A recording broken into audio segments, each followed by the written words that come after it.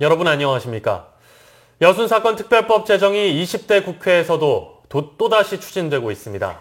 그동안 법안 발의와 폐기가 반복되면서 우려의 시선은 여전하지만 대선 전국을 맞아 시민단체와 유족회도 제정 움직임을 본격화하고 있습니다. 문영철 기자입니다.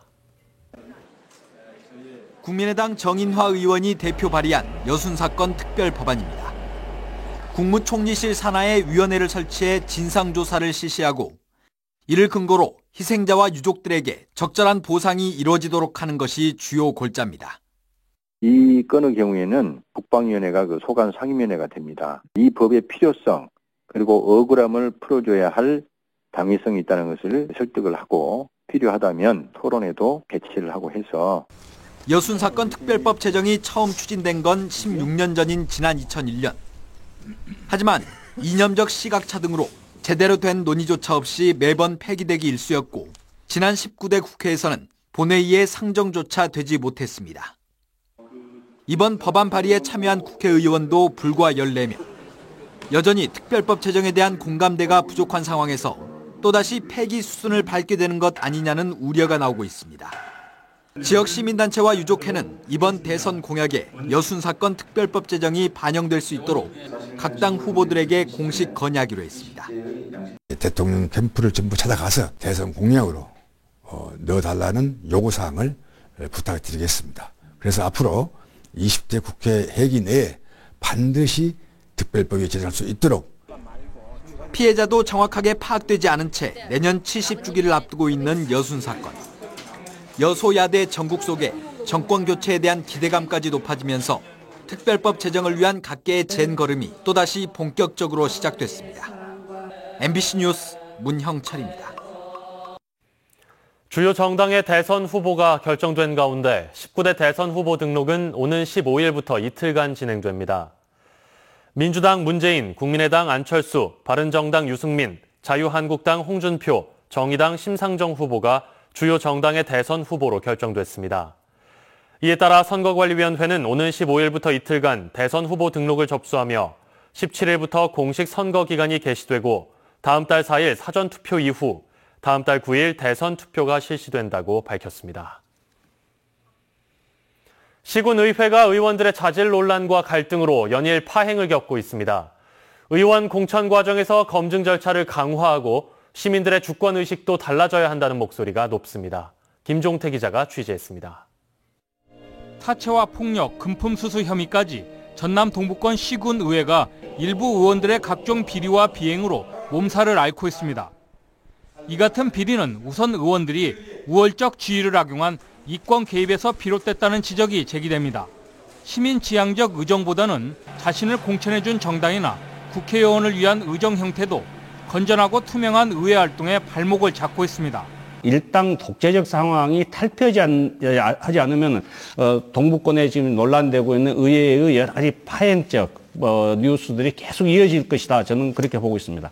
각 정당의 의원 공천 과정에서 제대로 된 인사 검증 시스템이 가동되는지 점검해봐야 한다는 의견도 높습니다. 정당에서 후보를 검증 절차를 좀 더 까다롭게 하고 그렇게 해야만이 시민들이 그 정당을 지지를 하고 그다음 그 정당 소속에 있는 의원들을 선출할 것인데 의장단 선거 때만 불거지는 금품 수수 행위를 막기 위해서는 지나치게 높은 의장 권한을 축소하는 방안이 제기됐습니다. 의장에게 모든 의회의 권한들이 집중되는 경우들이 많습니다. 업무 추진비를 비롯해서 굉장히 많은 권한들이 있죠. 의회를 대표하기 때문에 이런 권한 문제를 축소하는 문제 그리고 의장을 뽑는 과정에서 시민 참여가 필요합니다. 시민들도 제대로 된 주권의식을 갖고 의원들이 깨끗한 의정 활동에 매진하도록 감시 기능을 강화해야 한다는 지적도 나옵니다. 주민들이 어쨌든 내가 잘못 뽑은 대표로 이제 손해보고 있다. 이 인식을 해야 합니다. 근데 주민들 그 생각을 안 하고 있거든요. 시군의회가 지역 민의의 대의기관으로 자리매김하기 위해서는 의회 내부에 진정한 자성과 반성이 무엇보다 필요하다는 목소리가 커지고 있습니다. MBC 뉴스 김종태입니다.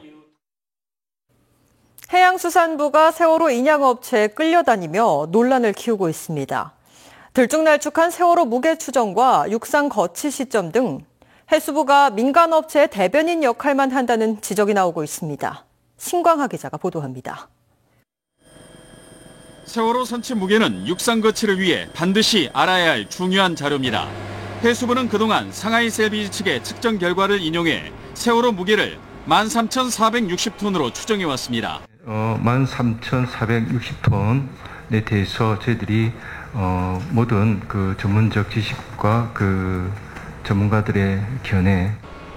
그런데 불과 몇 시간 만에 세월호 무게는 1,000톤 이상 늘어난 것으로 수정됩니다.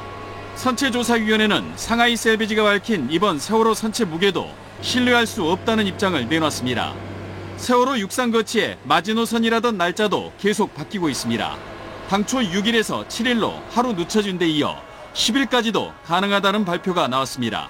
반잠수식 선박에서 육상 이송이 가능한 날짜를 좀 따져봤습니다.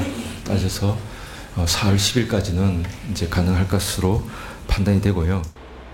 매일 인양 작업을 브리핑하고 있는 해수부.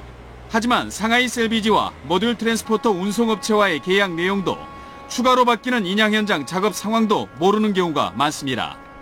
상하이 셀비지와 어떤 하도급자, 제재 하도급자의 어떤 내부적인 관계라고 생각되고요. 선체 훼손 논란에도 구멍 뚫기를 했다가 기대만큼 효과를 내지도 못한 해양수산부.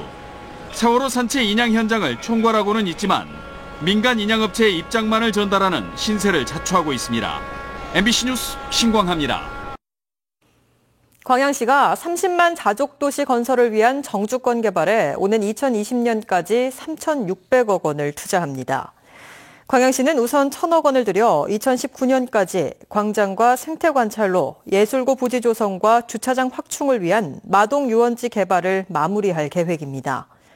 또 857억 원의 사업비로 덕내리 경전선 폐선 부지를 중심으로 가로수길과 도림미술관 건립 등 7개 도시 사업을 추진하고 1,600억 원을 투자해 중마동과 고략동을 연계하는 성황근린공원을 조성합니다.